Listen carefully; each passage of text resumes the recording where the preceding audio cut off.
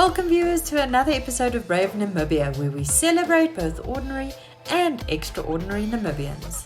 In our first clip today, we head to the coast, where Desiree Gasses caught up with well-known musician Savannah Collins.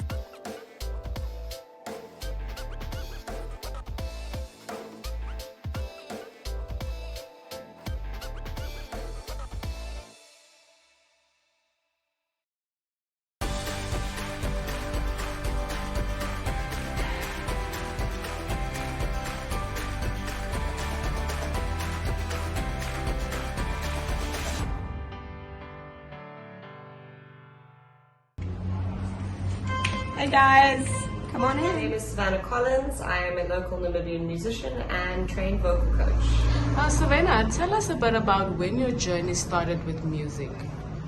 It started when I was very young, and I had a huge influence from both my parents, who absolutely loved music, and I think that I got it from them. And I picked up my first guitar at about the age of 11 and taught myself how to play. And then singing kind of just came naturally after that, and I started writing songs, and just all the influence that I had from the musicians I was listening to at the time just gave me that extra want to become a musician myself. When did you start taking music seriously? From day one. I knew that it was something that I wanted to do. I just kind of had to figure out how I wanted to do it, and I knew that jumping straight into performance was, the best way to get that going and build my confidence up as an artist and performer. But I knew that I wanted to study it when I discovered music theory, which I'm a very big nerd at, and this whole language opened up of music, and that you can actually study it as a form of, a work of art that you want to do. It's not just playing. And I fell in love with music theory, and I continued through UNISA and Trinity College London, and continued my studies, and then I went to Cape Town and studied there. Okay, can you dive a bit into your studies? What is it exactly that you studied or that you majored in? I focused mainly on electric guitar, vocals, so that also encompassed a lot of music theory, obviously oral training, performance arts. It was at COPA in Cape Town, and it was basically a general scope and overview of music as a whole. Also a little bit of sound training, so they gave us really all the skills to become an artist and a musician from the moment you left. Okay, tell me, how did you end up using the skills and the qualities that you learned in university? Oh, every day. That's why I'm able to teach myself today. For my students, it was massively important and very vital. It was something I enjoyed thoroughly, and I still am continuing my studies with music theory. I'm always learning. I think you also realize how much you start learning again when you start teaching, which has been really fun. So everything that I learned, I value and I treasure, and it's something that I use in pretty much every day with my music training.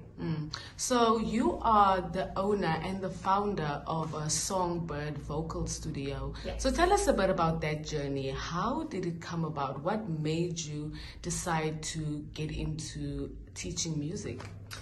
I think when I was starting to develop my passion for music, I realized that I had so much catching up to do in order to make it into university in South Africa, because we don't offer music as a subject in Namibia. So I was doing extra work, putting in the extra hours, basically had an additional subject in matric as well, just in order to get up to the standard to make it into university. So I kind of made a promise to myself that once I studied and traveled and gone overseas and toured a little bit, that I would come back, and it was always my dream to be able to provide to the youth here that want and need the music. So that's how Songbird Vocal Studio came about, and it's just my personal giving back to the Namibian youth, or to anybody really that wants to learn vocals and music and use it in their life. Where's my mind? Where's my mind? Where's my mind? Minutes in the gutter, I left my lover everybody who has done that, especially by themselves. I'm somebody, I like to do things by myself. So this has been a one-man show or one-woman show. And it was very exciting. I've found the perfect place here in Swakopmund. I absolutely love my studio. But all in all, it's been a very positive experience, and it's just grown. I mean, I was teaching from my lounge 2 years ago to having my own space here in Swakopmund, over 20 students now, and just enjoying life daily. And Songbird Vocal Studio has grown from strength to strength to strength, almost to the fact where I'm overwhelmed by it sometimes. Some things that you would deem as achievements for Songbird's Vocal Studio? Oh wow, my girls who have, all of them I love, and I'm so proud of all of their growth, but in particular some of my students who've taken part in competitions since they've been with me.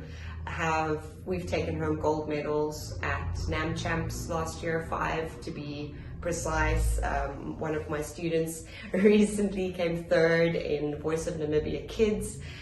Just live performances. I also run my own talent show called the Coastal Talent Show, which takes place here in Swakopmund, where I bring all talent together for Namibia, and it's guitar, vocals, dancing, drumming, and we just have such a vibe and such a great time and give the youth an opportunity, not even just the youth, anybody in Namibia, to perform. So my girls have taken part in that as well, and their confidence has just grown, and I'm so proud of them. So lots of wins, lots of experiences, recording.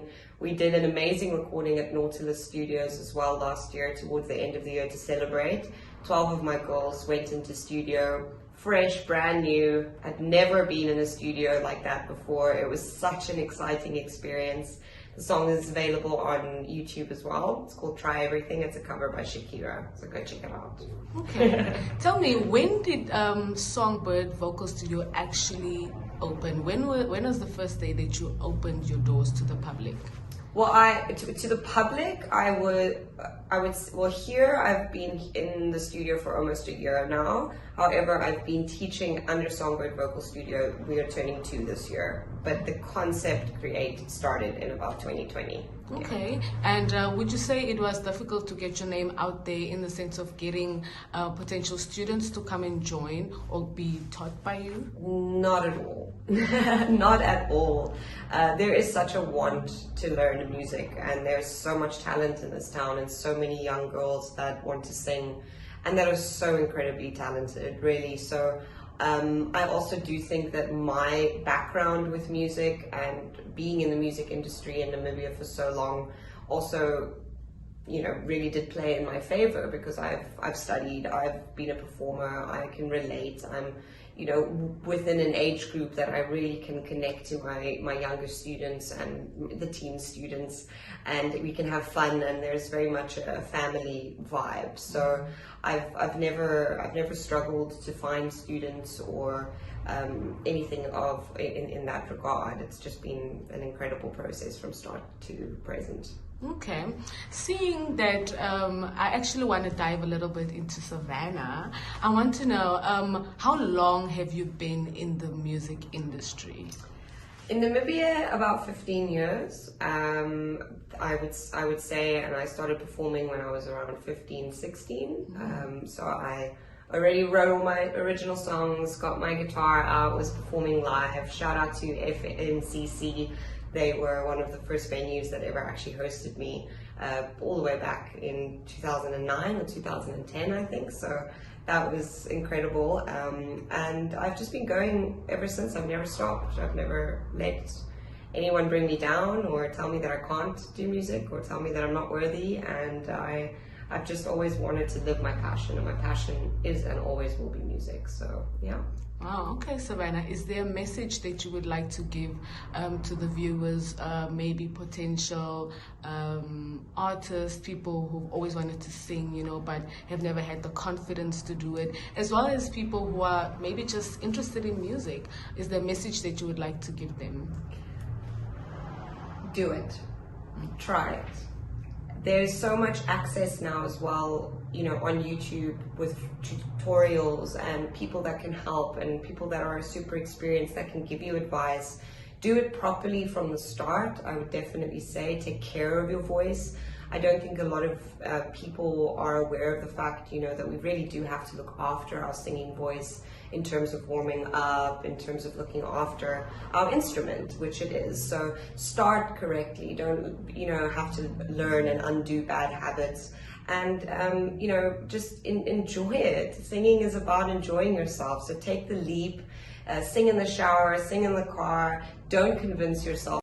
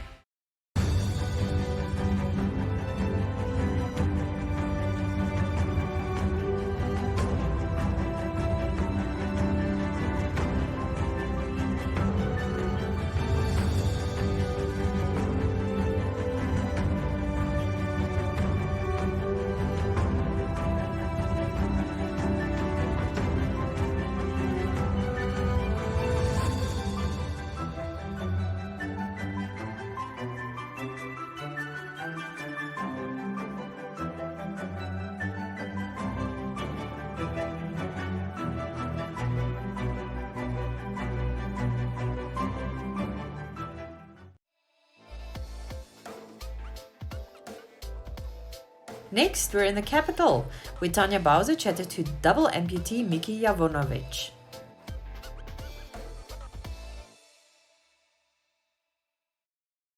Actually, my name is Miki. I'm actually not a Namibian, although I've been living here for 5 years. I was born in Pretoria in South Africa. I had a very rare, I don't want to say disease, but deform when I was born, called fibular hemimelia, where I was born without the fibulas in both my bottom legs, which caused my one leg to be a bit shorter than the other, and the other one to be completely deformed. My mother had to make the tough decision: either I would be in a wheelchair for the rest of my life, or my legs were amputated. So they decided at the age of 1 that my legs were going to be amputated. And then I got my first pair of prosthetics when I was 3. So I've been going to the same doctor for the past 22 years in Nelspruit in Mpumalanga in South Africa.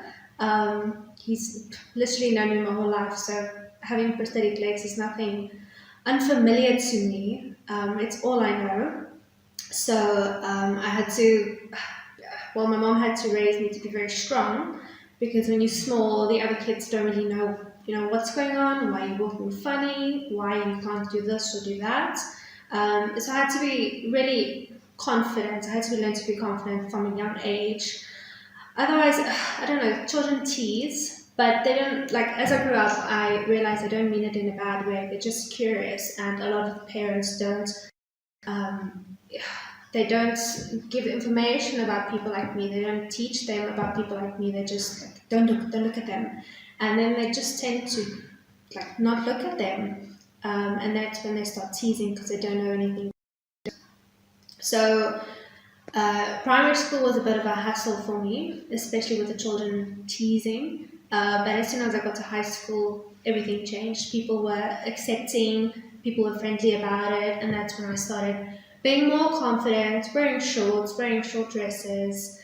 So high school really changed me. I know a lot of people don't have good high school experiences, but I definitely did. And I've got a really good sense of humor, so sometimes I tend to make bad jokes about disabilities, but people find them funny.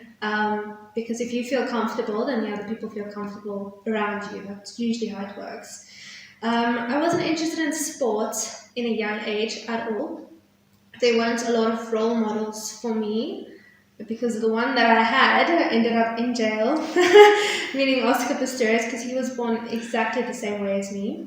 But as I got a bit older and started using social media more, I realized that there were a lot of amputees and people with disabilities that are doing this and doing that and taking part in the Paralympics and this and that. So everything you can imagine they can do. And then that really opened my eyes because it's not something that I was exposed to as a young age. I just thought it was like me and a few older gentlemen that I met that had prosthetics. So it was really an eye-opener for me to see all these things on social media. And then I got the opportunity to move to Namibia when I was 20 to come study here. So I finished my honours degree in tourism and hospitality and events management. And while I was doing that, I have been working for the same family for 5 years now as a full-time au pair, looking after 3 little girls every day. They feel like my own kids by now. So I've been here for 5 years, and now the last year I'm just studying a certificate in business administration, and then at the end of the year I'm moving back to Pretoria, South Africa, to start. And how did you get into au pair? It's a funny story. So I didn't realize that I'd be looking after kids like ever in my life. It wasn't even a thought in my mind. But the people that I was working for in Pretoria, they told me that the family in Namibia needs someone to look after the kids. Would I be interested? And I just said yes. Like I didn't even think about it. I just said yes. And then it's a tough full-time job, but it works out because with the salary that I get, I can pay for my studies myself. It's difficult. Some parents can't afford it, including mine. So it's nice to feel that I can support myself and pay for my studies by myself. So I go to evening classes because I'm a part-time student. So I work full day, and then from 5:30 till 9:30, I'm at class. Okay. Yeah, like I said, I wasn't really interested in sports. And then when I moved here, I wanted to actually join a kickboxing class, but the ones that they had were not for amateurs, more for professionals that wanted to do this as a profession. And I wasn't interested in that. I just wanted to do it for the fitness, because I need to stay fit. If I gain too much weight, I'm not able to walk. And if I lose too much weight, I'm also not able to walk. Then I have to get new legs, and it's a very expensive process, so I needed to just maintain my weight. So I signed up at Virgin Active, and that didn't last long because you have no motivation to go by yourself. And then I met a boxing trainer. He said I should come to one of his classes, and that was 2 years ago. And then I've been boxing for 2 years with IMS at AC Boxing. He used to have his gym in Katatura, and then when COVID happened, he had to close. After that, I went with him to his boot camp at the Katatura Hospital netball fields, and there they had the boot camp. We have to lift tires, and you need to do sit-ups and push-ups and run around the field. So that was a big challenge for me as well. But then I hurt my knee. I dislocated it in December, and I couldn't return to boot camp because it's just too much pressure on my limbs. And then in the beginning of January, a new boxing gym opened up in Windhoek, and I started there, and I haven't stopped since. Boxing is a really good motivation for me to stay fit, and the people that I box with are a good motivators as well. And in between that, I do rock climbing as well at Marua Mall, which is also a challenge for me because my feet can't bend as well as normal feet. So it's always an accomplishment if I get to the top. Sometimes I don't, sometimes I do, but I have to try about 4 or 5 times because my arms just get extremely tired. But if I do make it up, it's definitely an accomplishment. Do you have any advice or words of wisdom to not only people who are amputees, but just young people in general? Definitely.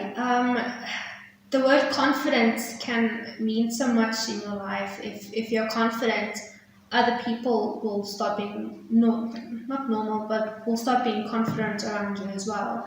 If you just believe in yourself and love the way you are, and you don't feel that you are forced to change yourself, you'll be happy for a very, very long time. And there's nothing you can't do. No. I mean, well, I can't ride a bicycle because it's really difficult. I need special. I need my bicycle to be modified. But other than that, there's literally nothing that I won't try. Sometimes I won't get it right, but I have to at least try. You can't just say, no, I can't do it without trying it, because your life is just going to end up being miserable, to be honest. So just be confident and honestly just love the way you are. Just love yourself.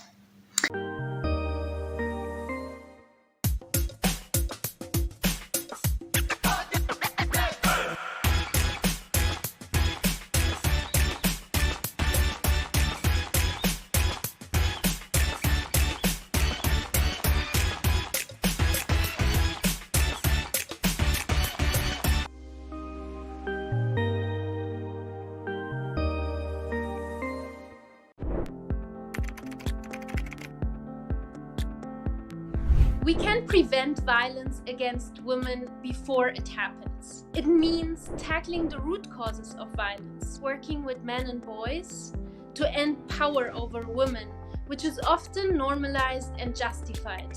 Transforming these root causes and preventing violence needs political commitment and leadership, laws and policies that promote gender equality, investments in women's organizations, and resources for prevention work. But prevention also starts with you. You can start by educating yourself. Speak out when you get a chance. Advocate for survivors' rights and always listen to survivors. Preventing violence against women and girls before it actually happens is the most effective way of ending it. So let's start now.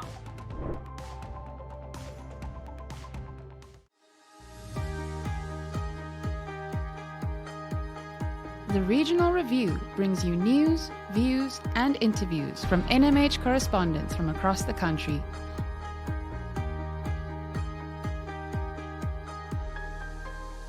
If you would like to feature your brand or campaign on this platform, contact regional@synergy.com.na.